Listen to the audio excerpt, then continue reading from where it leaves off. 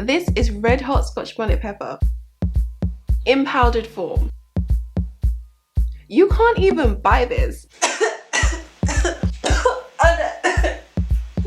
You know what? This is actually dangerous. I shouldn't even be showing you guys how to make this.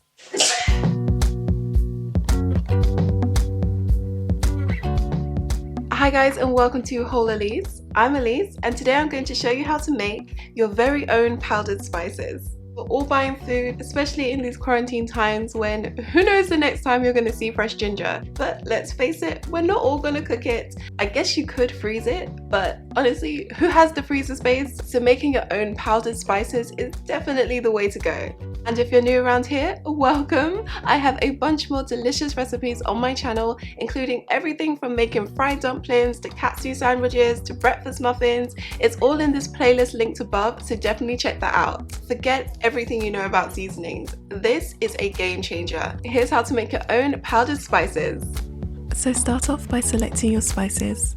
I'm using Scotch bonnet pepper, a bulb of garlic, a couple pieces of ginger, and a collection of herbs: chives, thyme, rosemary and mint. These were all I could find around the house, but feel free to use whatever you like. Moving on to the prep, we want to cut everything into small pieces to make them easier to dehydrate. Peel the garlic and ginger before chopping them.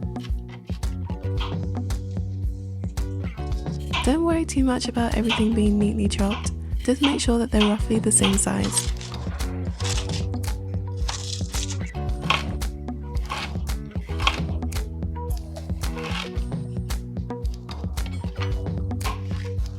For the Scotch bonnet, I'm including the seeds to make it extra spicy, but for a milder pepper spice, you can either reduce the seeds or leave them out altogether.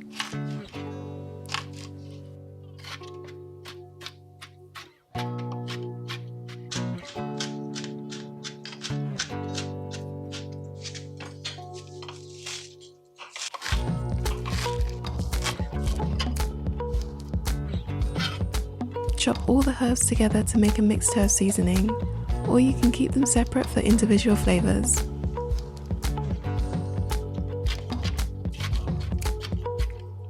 I'm working with pretty small quantities, so I'm placing all the herbs and spices on one baking tray. Try to keep them separate so that they don't overlap. If you have a dehydrator, go ahead and use that of course, but I'll be using a regular oven to dehydrate my spices. With your oven set to the lowest heat setting, place all your spices inside and bake for several hours. The time it takes to completely dehydrate will depend on your oven, but mine took about 5 to 6 hours in total. The oven should be at a high enough heat to draw out all the moisture, but it shouldn't cause your spices to burn or heavily brown.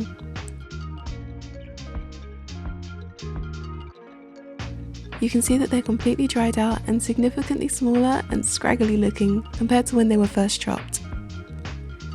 If your spices are fully dehydrated, they should be noticeably light and crispy. Once they sound crunchy and twig-light, you're ready to move on to turning them into powdered spices.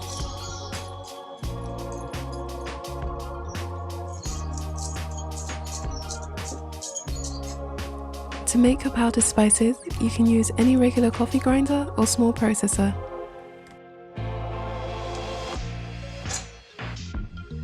Simply pour your spices inside and grind until you get your desired consistency. I prefer my powders to be as fine as possible, but you can make them as coarse or as fine as you like.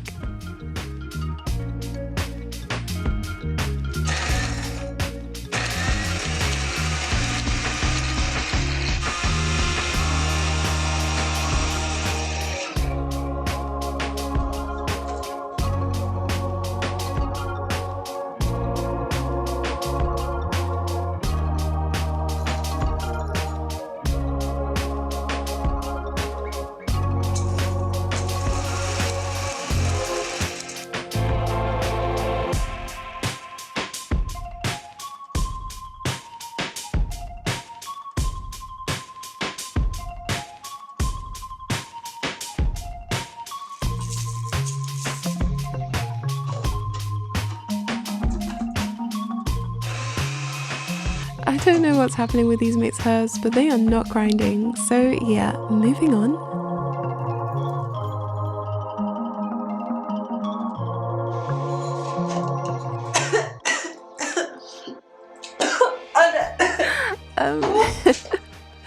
Okay, so be careful with that spice when it does, because it is an actual problem.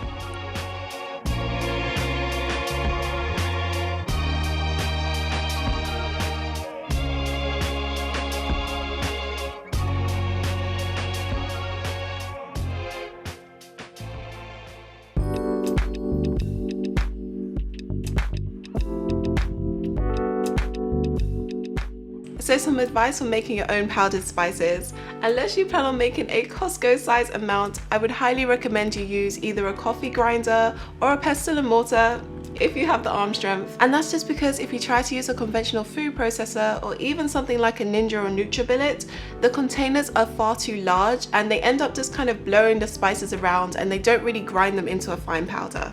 But coffee grinders are pretty cheap. I picked this one up for about £15 and they're incredibly useful. I actually don't even use this to grind coffee in. I mainly use it for spices or making dips and sauces when I only need a small amount. So they're incredibly useful to have around. So I'd highly recommend you pick up something like this, especially if you are interested in making your own powdered spices. The second point is to put a little bit of thought into the order of which you grind your spices. This is something I definitely picked up from making this DIY. So if, like me, you're planning on making a collection of different spices, you're going to be using your coffee grinder quite a lot. And you can of course wash your container in between spices, but I find that takes a long time and you can't actually get any water in your coffee grinder. Otherwise, instead of ending up with powdered spices, you're going to end up with something like a spice paste. It's easier just to wipe your container down in between your spices and move on to the next one, which is why I suggest you start off with your lighter spices first before you go to the heavier ones. So by no means should you be grinding any sort of pepper or hot spice first before you get onto your more milder flavors,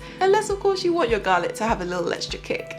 The third point is more is definitely more. You guys saw how much I started with, but this is all that it produces. Of course, when you dehydrate something and then you grind it into a really fine powder, you're only going to get a small amount. Now, fortunately, because these are homemade spices, they definitely pack a punch. And I would say they're at least 2 times stronger than any store-bought spices you might get. But even so, unless you plan on making your own spices every week, or your food is just severely under seasoned, I would recommend doing a large batch in one go rather than small amounts. And my final tip is that you're going to need a little bit of patience. So I don't have a dehydrator. I don't know how many of you guys do have one, but I did all of these in the oven on the lowest setting. But because of that, it takes an extremely long time to draw out all of the moisture from your spices. I think this took about 6 hours for me, and it does help, of course, if you cut your spices very fine to begin with. Yeah, this isn't really one of the fastest DIYs, but on the plus side, you don't actually have to do any work. You literally just have to keep your oven on for about 6 hours. You can, of course, do this overnight. It just depends on how comfortable you are leaving your oven kind of unattended for a long period of time. You want to make sure that there's as little moisture remaining in this as possible. Otherwise, you're not going to get a powder. You'll end up with something more akin to a paste. A delicious paste, but still a paste. I'm gonna be honest with you guys, I didn't actually think that this one would work. Am I allowed to say that? I don't know, I just thought that number one, you would need a dehydrator or you'd need really fancy equipment, but honestly, the fact that you can do this in an oven and a regular coffee grinder is just mind-blowing. So I don't know if you guys have noticed, but only 3 of the 4 are actually powdered spices. The mixed herbs, are still kind of just mixed herbs. The coffee grinder just wouldn't grind them, they kind of just floated around. I'm not sure if they were too light or what, but these look virtually exactly the same as they did when they came out of the oven. But 3 out of 4 isn't too bad, so I'm still going to consider this a win. Not to mention, I don't actually think they sell mixed herbs in powdered form. They have it as a dried herb, so this is kind of similar to that, and it tastes delicious. So yeah, I guess it doesn't really matter. So let's start off with our ginger. This smells absolutely incredible. Ooh, okay, it's got a little bit of a ginger kick. I would make this entire DIY again just to make more powdered ginger. It is truly delicious. Moving on to the garlic powder. If I hadn't personally filmed this, I would have thought that I just tipped this out of a bottle. It is identical to store-bought garlic powder. And it has such a strong flavor. I think because it was kind of dehydrated / roasted in the oven, it just brought out all of the beautiful garlic aromas. This would do wonders on any dish as a seasoning. I highly recommend that you try it with garlic.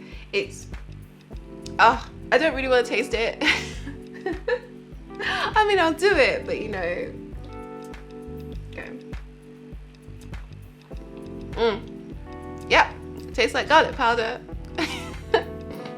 And now we have my pride and glory Scotch bonnet powder. I mean, I don't need to try this. This is completely lethal. Unlike the other spices, this one you definitely don't want to inhale. Now, I personally have never been pepper sprayed, but I would imagine it is a similar experience to inhaling freshly ground Scotch bonnet powder. And of course, if you don't do that well with spices, you don't need to use Scotch bonnet. You can use any other type of hot pepper that you like. But if I'm going to make a powdered pepper, it has to be Scotch bonnet. And trust and believe, it is absolutely delicious, but you have been warned. So some of you might be thinking I'm just being a little bit extra by making my own spices. After all, this is coming from the same girl who makes her own makeup wipes. But if I may, the difference between these homemade powdered spices and regular store-bought spices, which up until a week ago I was just fine using, it's like night and day. You just can't compare the two. Even just sitting here with these spices in front of me, the aroma that's coming off of these is insane. You're just gonna have to take my word for it on this one. Definitely give these a try. And of course, you're not just restricted to the spices that I used. You can literally go crazy. Anything that you can whack into an oven and dehydrate could theoretically be turned into some sort of powder. So this is a chance to be really creative with your seasonings and go crazy. It is such a fun DIY to do, especially as we have more time in our hands. And of course, if you are missing out on a few of your regular items, then check out my self-isolation essential DIYs to keep you going strong during these quarantine times. Subscribe to my channel for even more natural DIYs, recipes, and tutorials, and don't forget to hit the notifications bell because I have a bunch more exciting and fun DIYs planned to keep you guys occupied. Thanks for watching. If you're looking for an opportunity to use your homemade powdered spices, check out these delicious recipes.